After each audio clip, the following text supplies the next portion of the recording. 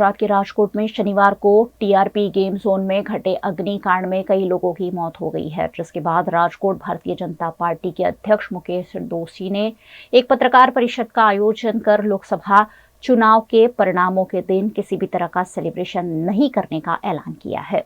गत तारीख 25 અને શનિવારના રોજ રાજકોટના આંગણે ટીઆરપી ગેમ ઝોનની અંદર એક અતિ કરુણ અને દુઃખદ ઘટના બની ગઈ, જેમાં 27 લોકોના મૃત્યુ થયા છે। રાજકોટ માટે આ અતિ કરુણ ઘટના છે, દુઃખદ ઘટના છે। આપણા સૌ સ્વજનોની જે રીતે એમના મૃત્યુ થયા છે, રાજકોટ શહેર ભારતીય જનતા પાર્ટી વતી સૌ પ્રથમ આ તમામ દિવંગતોને શ્રદ્ધાપૂર્વક નમન કરું છું, શ્રદ્ધાંજલિ આપું છું। પરમ કૃપાળુ પરમાત્માને પ્રાર્થના કરું છું કે તમામ દિવંગત આત્માઓને મોક્ષ આપે। બીજું ખાસ અગત્યની જાહેરાત એ કરવાની છે કે જે કાંઈ ઘટના બની છે એ અતિ દુઃખદ ઘટના બની છે। આપણને બધાને ખ્યાલ છે કે 18મી લોકસભાની ચૂંટણી સમગ્ર દેશમાં ચાલી રહી છે, જેનો 7મો તબક્કો પણ 1લી તારીખે પૂર્ણ થવાનો છે અને 4થી તારીખે એનું પરિણામ પણ આવવાનું છે। ત્યારે રાજકોટ ભારતીય જનતા પાર્ટીએ આ પરિણામ આવ્યા પછી કોઈ પણ પ્રકારની ઉજવણી ન કરવી એ પ્રકારનો નિર્ણય કર્યો છે, કારણ કે આ આપણા સ્વજનો છે અને આ સ્વજનોના દુઃખમાં ભાગ લેવા માટે સમગ્ર ભારતીય જનતા પાર્ટીના કાર્યકર્તાઓ એમની સાથે હોય એ સ્વાભાવિક છે। ત્યારે કોઈ પણ પ્રકારની ઉજવણી ન કરવી એ પ્રકારનો ભારતીય જનતા પાર્ટી શહેર એકમે નિર્ણય લીધો છે।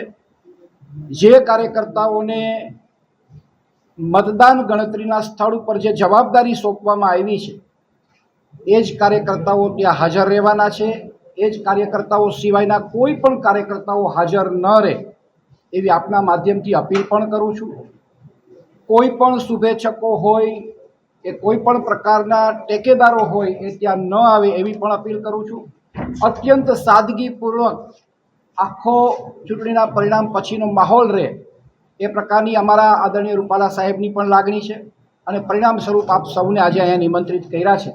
મારી ખાસ આપ સૌને વિનંતી છે કે 4થી તારીખના પરિણામ પછી भारतीय जनता पार्टी राजकोट शहर का मानी कोई पण प्रकार की उजवणी नहीं करे। इस पत्रकार परिषद में भारतीय जनता पार्टी के राजकोट के सांसद राम मोकरिया, मेयर और लोकसभा प्रत्याशी पुरुषोत्तम रूपाला भी मौजूद थे। इस दौरान पत्रकारों ने भारतीय जनता पार्टी के नेताओं पर कई तीखे सवाल दागे, जिसका जवाब भारतीय जनता पार्टी के नेता नहीं दे पाए और पत्रकार परिषद छोड़कर चलते बने। सरकारे आदेश आप्यो छे, राज्य सरकारे आदेश आप्यो छे रूपाला साहेब के तटस्थ कार्यवाही थशे। तो मात्र राजकोट लोकसभा में उजवणी बंद न होवी जोईए, आजूबाजूमां पण होवी जोईए। ध्रोलना माणसो पण मर्या छे, गोल्डन नहीं मर्या छे, वेरावळ नहीं आवे छे, गीर सोमनाथ नहीं लोको मर्या छे, तो बीजे उजवणी करशो। અમે એ જ કહી છી તો તમે ડાયરેક્ટ બીજી વાત કરો, પદાધિકારીઓ વાળો જવાબ આપો। તમે રામભાઈ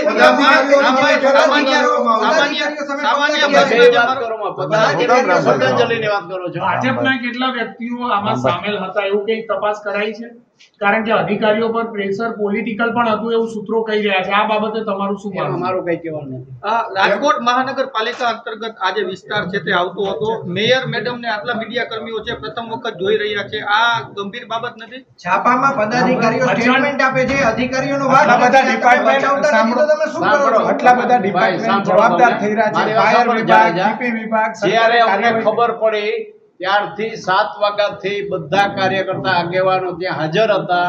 સવારે 5 વાગ્યા સુધી અમારા હોમ મિનિસ્ટર આવ્યા ત્યારે પણ અમે હાજર હતા। પછી એને સૂચના મળી કે 5 વાગે આપણે છૂટા પડીએ, 6 વાગ્યાથી પાછા મળવાના છે।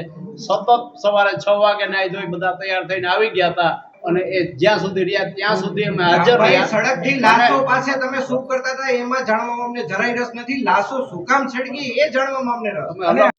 મારી વાત સાંભળો ભાઈ, જવાબદાર છે એમાં થોડુંક એક પદાધિકારી તરીકે તમારે નિવેદન તો આપવું જોઈએ।